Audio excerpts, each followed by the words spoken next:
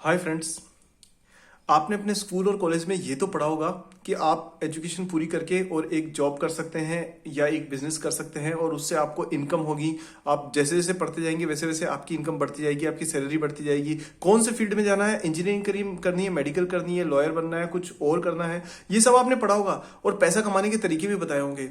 लेकिन आप में से किसी को भी किसी भी कॉलेज और यूनिवर्सिटी में या स्कूल में आज तक ये बताया है कि पैसा कमाने के बाद उस पैसे का करना क्या है? नहीं ना।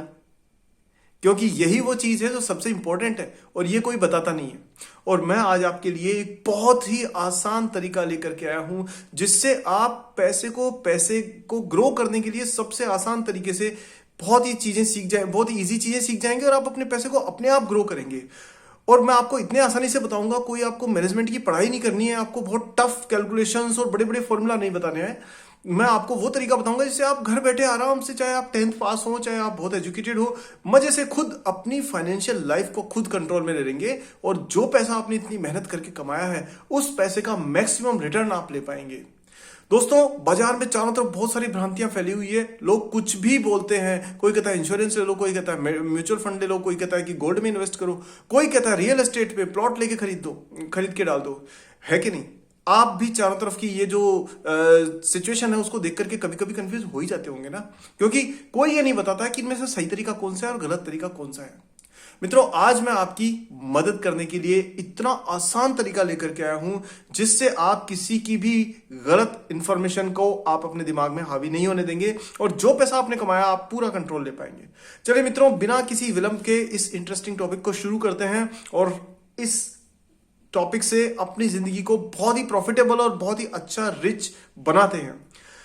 ठीक है मित्रों, हम शुरू कर रहे हैं। इससे पहले मैं आपसे रिक्वेस्ट करूंगा कि ये वीडियोस की मैं एक पूरी सीरीज बनाने वाला हूं जिसमें आपको हर छोटी से छोटी और बड़ी से बड़ी चीज बताने वाला हूं इन्वेस्टमेंट से रिलेटेड, ताकि आपका पैसे का पूरा कंट्रोल आपके हाथ में आ जाए। तो इसके लिए अगर आप चाहते हैं कि आप रेगुलरली मेरी इंफॉर्मेशन को, जो भी मैं आपको पूरा सार संक्षेप पूरी दुनिया की बुक्स, 15 साल तक मैंने इन्वेस्टमेंट की बुक्स को बहुत गहरे से स्टडी किया, वो सारा एक्सपीरियंस मैं निचोड़ के यहां लाने वाला हूं। आप अगर चाहते हैं कि वो सारा आपको लगातार मिलता रहे और आप उसको यूज करके अपनी जिंदगी को बेहतर बना सके, तो मित्रों इस चैनल को तुरंत से सब्सक्राइब कर लीजिए सबसे पहले। और उसके अलावा आपका कोई भी प्रश्न हो किसी भी तरीके का तो जरूर पूछेगा कमेंट सेक्शन में, हेजिटेट मत कीजिएगा। ठीक है दोस्तों, शुरू करते हैं।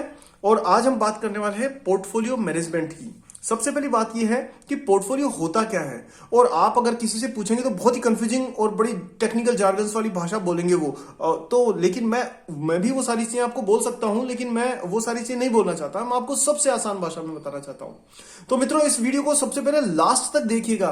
कहते हैं ना कि एक किसान था जिसके खेत में किसी ने कहा कि सोना है, और वो खेत में उसके बेटे जो थे उन्होंने वो सोने के लिए खुदाई शुरू कर दी और 3 फीट तक जाकर के उन्होंने खुदाई करने के बाद में उसमें थक गए कि यहां तो नहीं है और वो छोड़ करके चले गए। वो खेत किसी और को बेच दिया उन्होंने। और जो नया मालिक आया उसने देखा कि अब ये खुदाई तो हो ही चुकी है 3 फीट की। जैसे ही उसने 3 फीट से खोदना शुरू किया तो जैसे ही 4 फीट गहराई हुई तो बहुत सारा खजाना मिल गया। इसलिए इस वीडियो को मित्रों लास्ट तक देखिएगा, क्योंकि खजाना हो सकता है कि लास्ट में छुपा हुआ हो सकता है आपके काम की चीज बीच में मिले। तो इसको बीच में छोड़ के मत जाइएगा, अदरवाइज आपका टाइम जो आप इसमें इन्वेस्ट कर रहे हैं वो पूरा यूटिलाइज नहीं हो पाएगा। तो मित्रों, एक एक सेकंड इसका ढंग से देखिएगा। मैं आपको बहुत सारी इंफॉर्मेशन देने वाला हूं और बहुत ही अच्छी, जो आपकी जिंदगी में आपके इन्वेस्टमेंट को कंट्रोल में लेने के लिए बहुत काम आएगी। मित्रों, शुरू करते हैं। देखिए, हमने एक लास्ट वीडियो में देखा था कि इनकम जो होती है ना आपकी, वो किस तरह से होती है। या तो आप देखिए, आपके पास में एक कैश इनफ्लो होता है, जो पैसा आपके पास में आ रहा है। दूसरा वो है जो कैश आउटफ्लो है, यानी जो पैसा आपके यहां से जा रहा है। इन दोनों का जो डिफरेंस है वो आपकी इनकम है। अब मित्रों, ये इनकम ना कई प्रकार की हो सकती है depending on your occupation. This income can be regular और it can be irregular. Regular इस तरह से हो सकती है कि आपकी मान लीजिए सैलरी आ रही है, या आपके पास में कहीं इन्वेस्ट कर रखा है, उससे पैसा आपके पास में हर महीने आता जा रहा है। कोई रॉयल्टी आ रही है तो वो रेगुलर है। हर महीने अगर आपके पास फिक्स अमाउंट ऑफ मनी आ रहा है तो वो रेगुलर इनकम है। उसके हिसाब से मैं आपको बताऊंगा कि क्या करना है। दूसरा ये है कि हो सकता है आपके पास में इरेगुलर इनकम हो, कि आप एक बिजनेसमैन हो, प्रॉपर्टी डीलर हो, कंसल्टेंट हो, तो आपके पास में जब क्लाइंट से आपकी डील हुई, मान लीजिए आपकी 1 महीने में 4 डील हो गई, तो आपके पास में बहुत सारा पैसा आ गया। हो सकता है कि अगले 2 महीने तक कोई भी डील नहीं हो पाई तो उस महीने में पैसा नहीं आया, तो हो सकता है आपके पास पैसे का फ्लो इर्रेगुलर हो। तो आप खुद देखिए कि आपका पैसा किस तरह से आ रहा है। अब अगर मान लीजिए आपके पास में रेगुलर इनफ्लो है और आपके सैलरी से या आपकी रॉयल्टी से लगातार हर महीने पैसा आ रहा है, तो मैं आपको सजेस्ट करूंगा कि आप सिस्टमेटिक इन्वेस्टमेंट प्लान में इन्वेस्ट करिएगा। कैसे करना है, कौन सी स्कीम लेनी, कितना पैसा लगाना है, क्या फायदा है, क्या नुकसान है, क्या रिस्क है, क्या रिवार्ड है, सब मैं बताऊंगा आपको आने वाली वीडियोस में। पर एक मोटा मोटा दिमाग में बैठा लीजिए कि आपके लिए बेस्ट रूट रहेगा सिस्टमेटिक इन्वेस्टमेंट प्लान यानी एसआईपी। और अगर आपके पास में रेगुलर इनकम नहीं है तो मैं आपको वो तरीके बताऊंगा जिससे इस इनकम को आप रेगुलर बना सकते हैं। वो कैसे मित्रों, कि आप इसमें सबसे पहले आपके पास में जितना भी पैसा आ रहा है उसको बैंक में जो सेविंग अकाउंट में अपन डालते हैं उसमें सिर्फ आप उतना ही पैसा रखिए जितनी आपकी इमरजेंसी की जरूरत है। बाकी सारे पैसे को एक लिक्विड फंड्स होते हैं, लिक्विड फंड्स में आप इन्वेस्ट कर दीजिए। लिक्विड फंड्स दोस्तों पूरी तरह सुरक्षित है और ये डेट बेस्ड होते हैं और रिजर्व बैंक ऑफ इंडिया और बाकी सारे बैंक्स भी इन्हीं फंड्स के अंदर अपने जो पैसा होता है उसको मैनेज करते हैं। तो ये पूरी तरह सेफ है। इनका रिटर्न थोड़ा 19-20 हो सकता है, कभी 7% हो गया, कभी 6% हो गया, लेकिन ये आपको एफडी के लगभग रिटर्न दे देते हैं और कभी भी आप इसमें पैसा डाल सकते हैं, कितना भी डाल सकते हैं और कितना भी निकाल सकते हैं।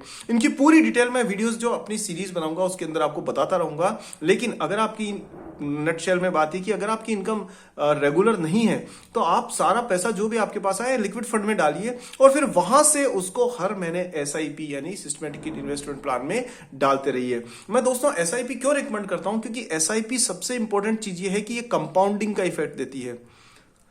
अब कंपाउंडिंग आपने अपने स्कूल के मैथ्स में तो पढ़ा ही होगा, कंपाउंड इंटरेस्ट। कंपाउंड इंटरेस्ट दोस्तों अल्बर्ट आइंस्टाइन ने कहा था कि दुनिया का 8वां अजूबा है। तो ये वो चीज है जिससे आप अपने पैसे को बहुत तेजी से ग्रो कर सकते हैं रेगुलर वे में। उसमें हम लोग डीप में बाद में जाएंगे, इससे पहले हम आगे चलते हैं कि आपके जो नेक्स्ट चीज है कि आपके गोल किस तरीके के हो सकते हैं। अब आपने इनकम का तय कर लिया कि आपकी रेगुलर है या इरेगुलर इनकम है। अगली चीज आती है आपकी कि आपके फाइनेंशियल गोल किस तरीके के हो सकते हैं। हो सकता है कि आपकी गोल, अगर आप एक स्टूडेंट हो तो आपका पहला गोल होगा कि आप अपनी पढ़ाई पूरी करें, एजुकेशन पूरी करें, चाहे वो प्रोफेशनल हो चाहे एकेडमिक हो, चाहे आपको स्पेशलाइज्ड कोर्स कर रहे हो तो वो कंप्लीट करें। उसके लिए पैसा कहां से आएगा, कैसे आएगा, ये पहला गोल हो सकता है। मान लीजिए आपकी जब मैरिज हो गई है और आप के पास में मान लीजिए कि किड्स भी हैं, तो अब आपका अगला गोल होगा कि आप अपनी किड्स की एजुकेशन और उसके बाद में जब आप वो बड़े हो जाते हैं तो उनकी मैरिज और उनकी बाकी जो लाइफ की इंपॉर्टेंट चीजें हैं उनको पूरा करने में आप फाइनेंशियल सहयोग दें उनको। नेक्स्ट आता है दोस्तों कि अगर मान लीजिए आप इनके अलावा आपका गोल ये भी हो सकता है कि आप एक घर खरीदना चाहते हैं, मान लीजिए रेंट पे रह रहे हैं और अपना खुद का घर चाहिए, दैट कैन बी ए गोल। आप एक कार खरीदना चाहते हैं या कोई भी फाइनेंशियल कोई भी एसेट खरीदना चाहते हैं, टीवी खरीदना चाहते हैं, इलेक्ट्रॉनिक्स की आइटम्स खरीदना चाहते हैं, वो सारे भी आपके गोल्स हो सकते हैं। गोल्स आपके ये भी हो सकते हैं कि आप वर्ल्ड टूर करना चाहें। हाँ मित्रों, ये भी तो हो सकता है। जिंदगी ऐसा थोड़ी ना कि सिर्फ मेहनत करने के लिए ही है, जिंदगी पैसा कमाने की और उसको एंजॉय करने के लिए भी तो है। तो हो सकता है वर्ल्ड टूर आपका गोल हो, या आप अपना एक बिजनेस स्टार्ट करना चाहते हैं तो उसके लिए जो स्टार्टअप फंडिंग होती है वो भी आपका एक बिजनेस गोल हो सकता है, या और भी कई तरीके के गोल्स हो सकते हैं। तो आज अभी इसी वक्त ना एक डायरी लीजिए और उसमें लिखिए कि आपकी रेगुलर या इरेगुलर इनकम है और वो कितनी है। दूसरा, आप उसमें यह भी लिखिए कि आपके 1, 2, 3, 4, 5 ये 5 गोल कौन कौन से हैं जो आपको सबसे इंपॉर्टेंट है और उससे कम इंपॉर्टेंट है, इस तरह से। नेक्स्ट गोल हो सकता है दोस्तों, अगर आपकी 50-60 के आसपास की एज हो चुकी है तो आपको अपने रिटायरमेंट के बारे में भी सोचना होगा। रिटायरमेंट कैन बी अ गोल, क्योंकि उस समय पे सिर्फ आप अकेले हैं जो उस चीज को, अपनी जिंदगी को मैनेज करने वाले हैं। दूसरे लोग सहयोग करेंगे लेकिन आपको उन पर डिपेंड नहीं रहना है। मित्रों, नेक्स्ट चीज है कि आप अब ये सारी चीजें आपने तय कर लिया कि आपकी जिंदगी में इनकम कैसे हो रही है, बैंक में कितना अमाउंट है और आपको गोल्स किस तरीके के हैं। बात अब आती है कि आपको स्टार्ट कैसे करना है। तो मित्रों, सबसे पहले आपको स्टार्ट करना है अपना एक इमरजेंसी फंड क्रिएट करके।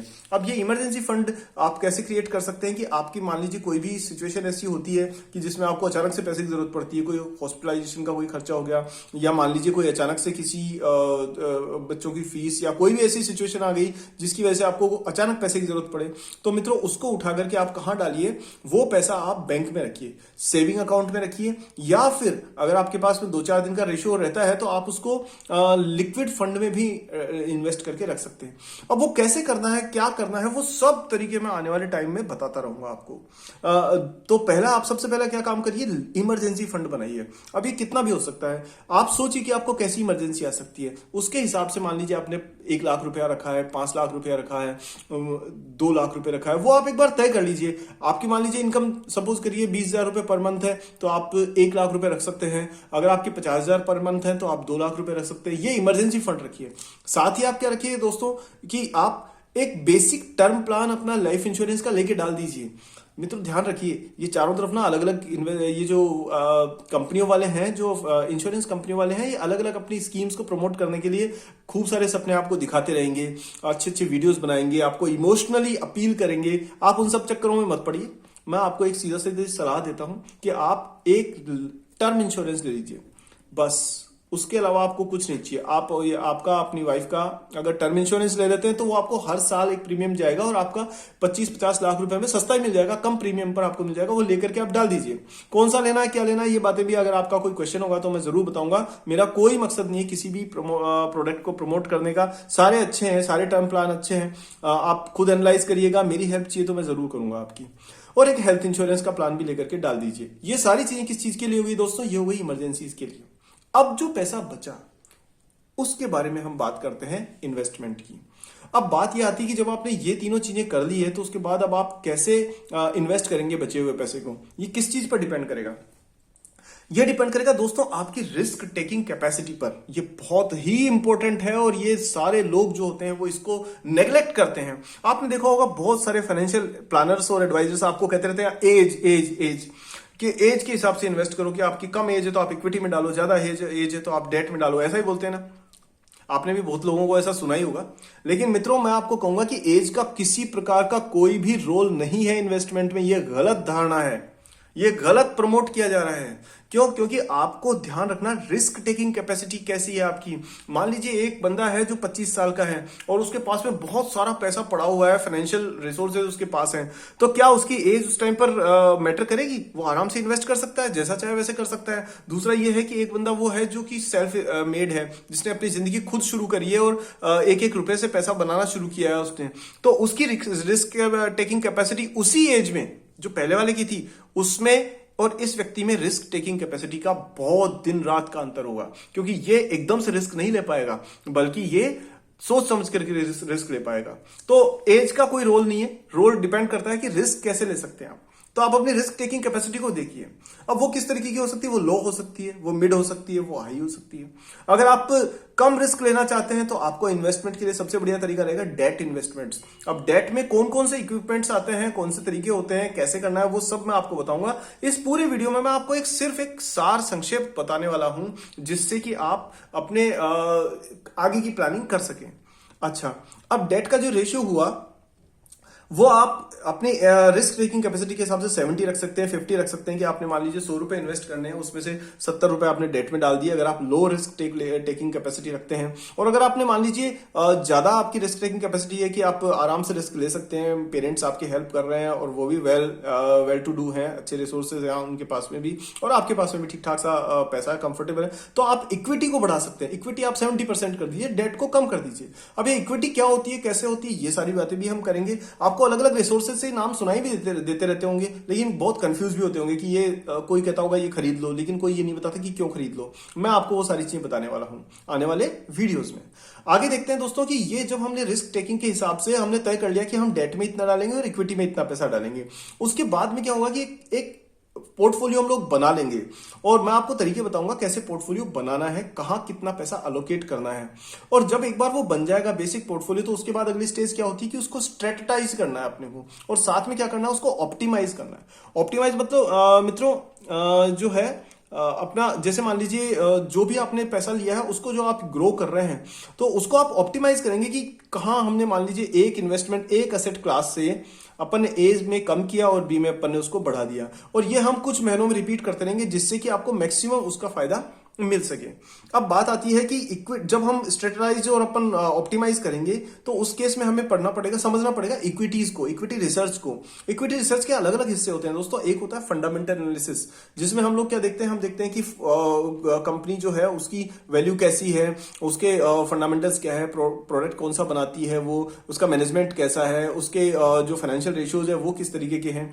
दूसरा होता है टेक्निकल एनालिसिस। टेक्निकल एनालिसिस में हम ये देखते हैं कि उसका प्राइस का मूवमेंट कैसे हो रहा है टाइम के हिसाब हिसाब से कि उसका ग्राफ कितनी तेजी से ऊपर बढ़ रहा है। कहीं ऐसा तो नहीं है कि वो जितने फंडामेंटल उसकी प्रॉफिट बढ़ा है उसके मुकाबले में प्राइस ज्यादा तेजी से बढ़ रही है। अगर ऐसा है तो हमें कान खड़े कर लेने चाहिए, अलर्ट हो जाना चाहिए। क्यों? क्योंकि ये ओवर एक्साइटमेंट का नतीजा है। तो आज अगर कोई गुब्बारा बड़े तेजी से फूलता है तो वो बाद में पिन लगते ही फट भी जाएगा।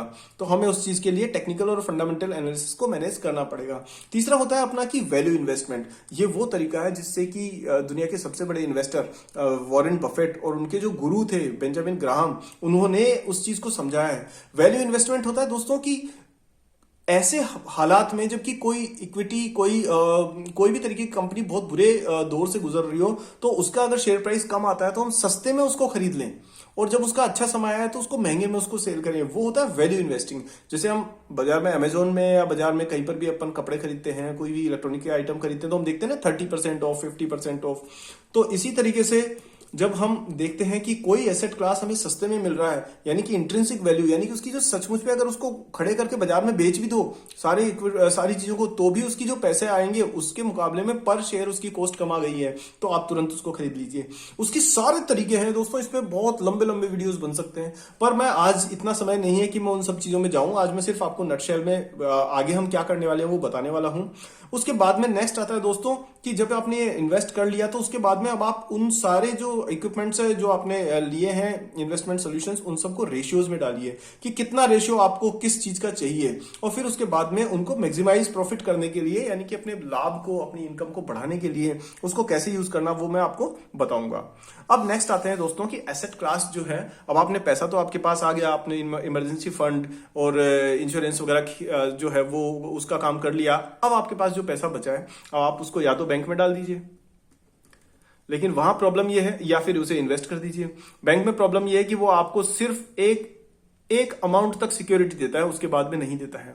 रिजर्व बैंक ऑफ इंडिया के हिसाब से अगर आपने बैंक में पैसा डाल रखा है, मान लीजिए आपने 10 करोड़ डाल रखा है, 50 करोड़ डाल रखा है, कितना भी डाल रखा है, या 10 लाख डाल रखा है, लेकिन जब बैंक लिक्विडेट होता है, मान लीजिए बैंक फेल हो गया, उस दिवालिया हो गया, उस केस में वो आपको एक एक्स अमाउंट देकर के छोड़ देंगे, उसके बाद में आपका कोई पैसा नहीं मिलने वाला। तो बैंक में जो कहते हैं ना कि पैसा सुरक्षित है, तो मैं उस चीज से बिल्कुल डिसएग्री करता हूं। बैंक में पैसा सुरक्षित नहीं है। हाँ, वो हैंडी है कि आपको जब चाहिए जब आप निकाल सकते हो, उसको लिक्विडिटी है, ये जरूर कह सकते हैं। तो आपको अगर बैंक में, और आपको 3% इंटरेस्ट मिलेगा, लगभग 3-3.25%, उसमें आप क्या कमाएंगे, क्या खाएंगे? 8% के उस हिसाब से तो आपकी महंगाई दर बढ़ रही है, 3% बैंक दे रहा है, तो हर साल आपका पैसा जो है वो 5% से निगेटिवली ग्रो हो रहा है, यानी आपकी परचेजिंग पावर, यानी खरीदने की कैपेसिटी जो है वो कम होती जा रही है। तो उस केस में आपको पूरा पैसा बैंक में रखने का तो कोई भी एडवाइस मैं आपको कभी भी नहीं दूंगा। तो अब आप बैंक में नहीं रखें तो कहां रख सकते हैं? देखिए, आप उस पैसे को, लिक्विड कैश को, लिक्विड म्यूचुअल फंड्स में रख सकते हैं।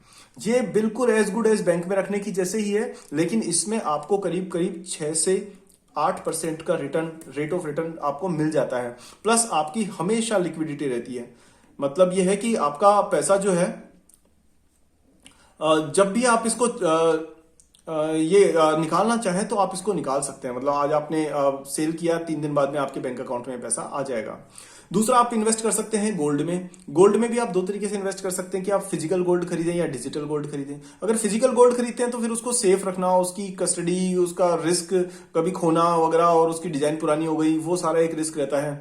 और आप उससे अच्छा है कि उसको डिजिटल फॉर्म में खरीदिए, यानी शेयर्स के फॉर्म में खरीदिए। आजकल तो गोल्ड के ईटीएफ चलते हैं, एक्सचेंज ट्रेडेड फंड चलते हैं, म्यूचुअल फंड्स चलते हैं। वो भी आपसे मैं बात करूंगा कि कौन सा और कितना और कैसे खरीदना है। इसके अलावा आप पैसा कहाँ इन्वेस्ट कर सकते हैं? रियल एस्टेट में इन्वेस्ट कर सकते हैं, लैंड में, प्रॉपर्टी में, प्लॉट्स में, फ्लैट्स में। इसके अलावा आप उसको डेट में रख सकते हैं। डेट में कौन सा होता है कि जैसे आपके जो फाइनेंशियल पेपर्स होते हैं आपके पास में, 10 साल का, 5 साल का बॉन्ड होता है, वो बॉन्ड्स में आप पैसा डाल के रख सकते हैं। या फिर आप उसे इक्विटी में इन्वेस्ट कर सकते हैं। आप इक्विटी में इन्वेस्ट कर सकते हैं, और इसके साथ में कोई और भी तरीका आपके पास हो कि कुछ लोग ऐसे होते हैं कि पेंटिंग्स खरीद के रख लेते हैं, कुछ और भी तरीके के इन्वेस्टमेंट के तरीके होते हैं। मैं उस सब में नहीं पढ़ूंगा क्योंकि वो एक रेगुलर इन्वेस्टमेंट का तरीका नहीं है। तो हम बात करेंगे कि इक्विटी की। अब तो ये सारे जो मैंने आपको अलग अलग तरीके बताए हैं वो सारे म्यूचुअल फंड और ईटीएफ म्यूचुअल फंड और एक्सचेंज ट्रेडेड फंड, ये दो तरीके आज की तारीख में मौजूद हैं जिनसे आप इनमें से किसी में भी पैसा अपने हिसाब से डाल सकते हैं और उसको बाइंग एंड सेलिंग कर सकते हैं। लेकिन अब उसमें कैसे डालना है वो सब जाने से पहले मैं आपको उस डिटेल में जाने से पहले एक छोटा सा क्लासिफिकेशन और बता देता हूं कि आप अगर इक्विटी में पैसा डालते हैं तो इक्विटी के कई तरीके हो सकते हैं।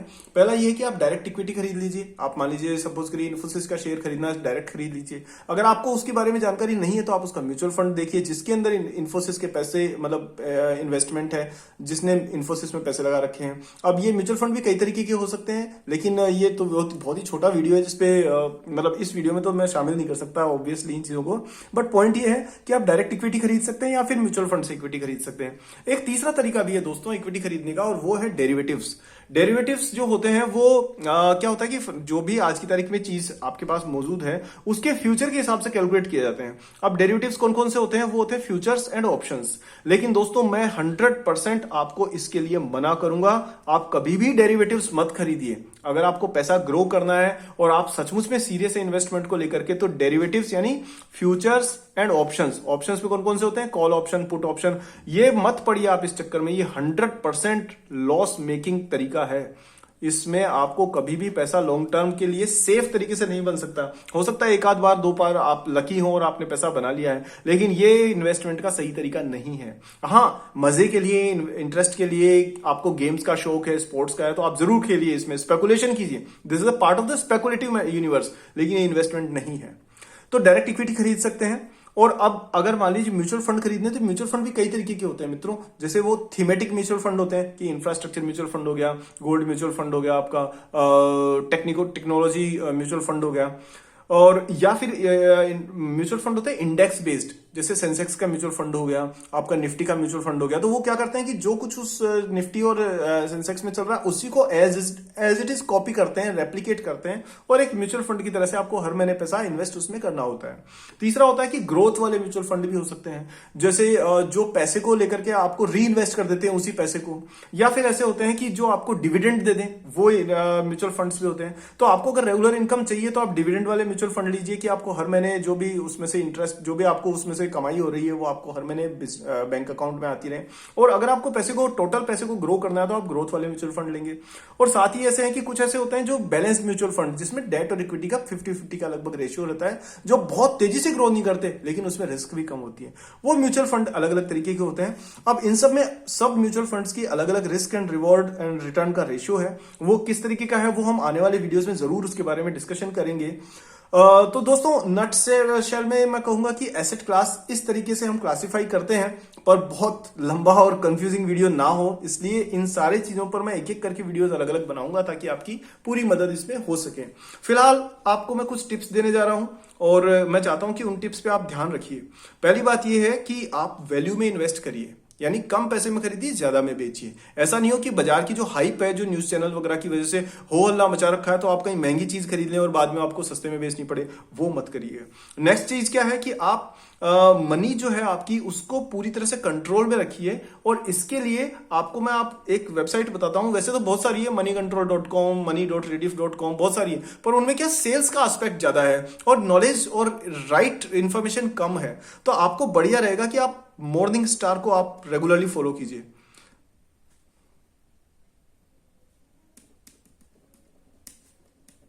आपको morningstar.in ये वेबसाइट मिल जाएगी, जिसका लिंक भी मैं डिस्क्रिप्शन में दे दूंगा।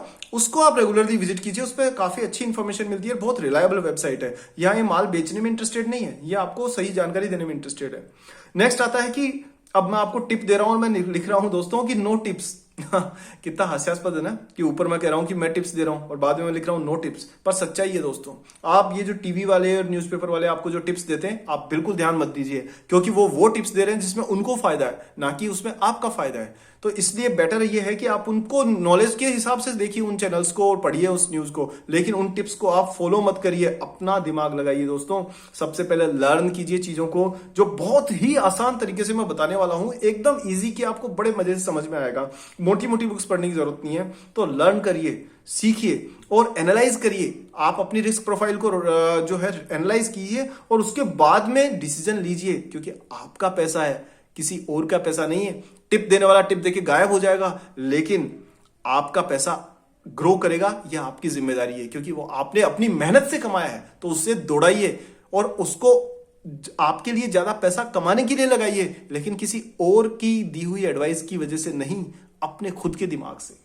तो दोस्तों, बहुत सारी चीजें हैं डिस्कस करने की, लेकिन इस वीडियो में समाना बहुत मुश्किल है, तो मैं आपसे यही रिक्वेस्ट करूंगा कि आप इस चैनल को सब्सक्राइब कर लीजिए और अगला बेल आइकन को ऑन कर दीजिए, ताकि मैं आगे जो वीडियोस बनाऊं वो आपको तुरंत मिल जाए। साथ ही आपके जो भी सवाल है इन सब चीजों को लेकर के, वो जरूर अपने कमेंट सेक्शन में पूछिए, आप उससे, मैं जरूर आपको आंसर दूंगा।